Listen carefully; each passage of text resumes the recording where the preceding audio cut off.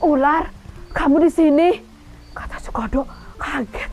Aduh, tapi dia nggak bisa ngomong. Dia cuma begini. Dia nggak bisa ngomong. Ular tahu kodok sakit. Kodok, diam. Aku carikan kamu obat. Aku tahu daun-daun di hutan ini yang bisa menyembuhkan sakit tenggorokanmu. Ular pergi mencarikan obat. Dia kasih minum sama kodok. Dia kasih daun-daun hutan yang menyembuhkan demam dan sakit tenggorokannya. Dia rawat, dia tungguin si kodok ini. Kodok ini karena diam, istirahat, juga berhari-hari dia nggak nyanyi lagi. Dia diem. Lama-lama dia sembuh.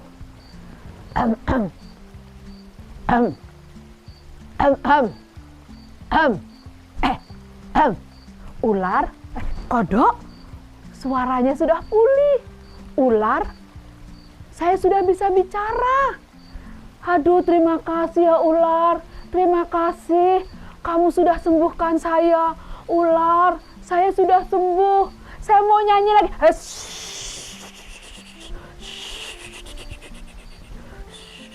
Kodok udah mau nyanyi lagi. Tidur, tidur ya kodok. Tidur lagi. Ayo tidur, tidur. Tidur, istirahat dulu, kata si ular kepada kodok. Wah, Kepik juga senang sekali nih. Saya mau kabarkan ke kawan-kawan bahwa kodok sudah sembuh dan yang menolong adalah si ular. Kodok sudah sembuh.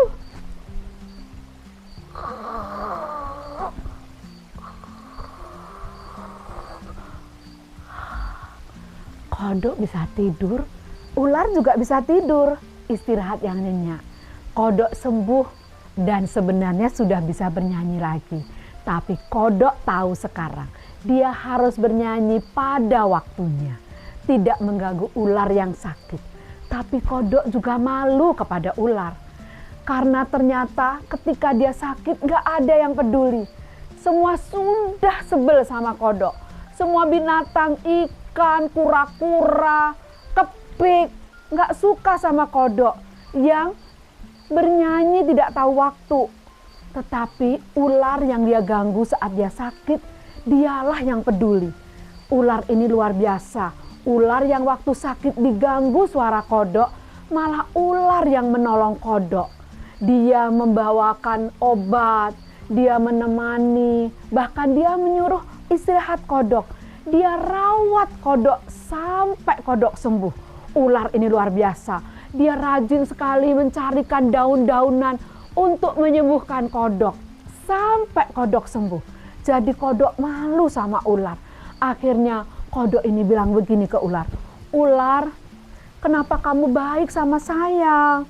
Saya minta maaf ya, waktu kamu sakit, aku malah bernyanyi teriak-teriak sampai kamu pergi dari kolam yang kita tinggali bersama-sama. Bahkan kamu masuk hutan dan kamu beristirahat di sini.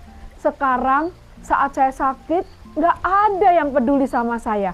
Bahkan kamu ular yang sudah saya ganggu, yang sudah saya bikin sakit, menolong aku, membuatkan aku obat, bahkan menemani.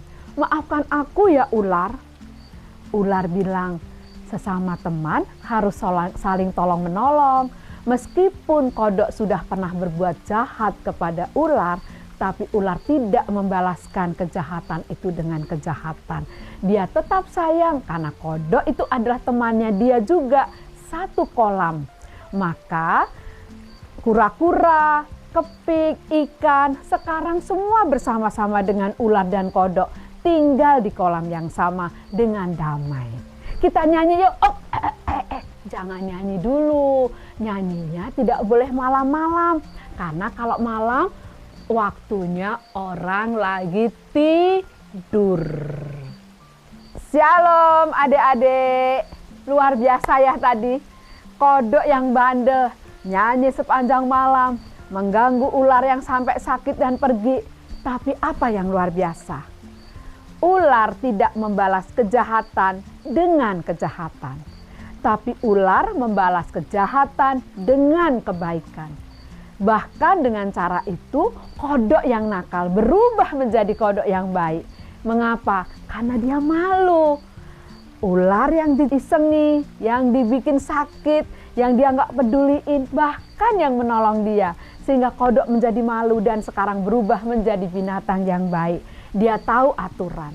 Ada tertulis dalam Roma 12 ayat 21 dikatakan, janganlah kamu kalah terhadap kejahatan, tetapi kalahkanlah kejahatan dengan kebaikan.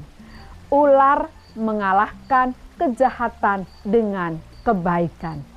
Kita mengingat Tuhan kita Yesus Kristus.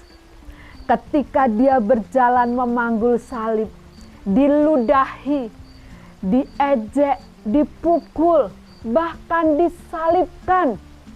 Tapi dia tidak membalaskan kejahatan dengan kejahatan. Bahkan dia memberikan nyawanya bagi orang yang berdosa. Teladan Tuhan Yesus adalah membalas kejahatan dengan kebaikan. Terima kasih adik-adik. Shalom, Tuhan Yesus memberkati.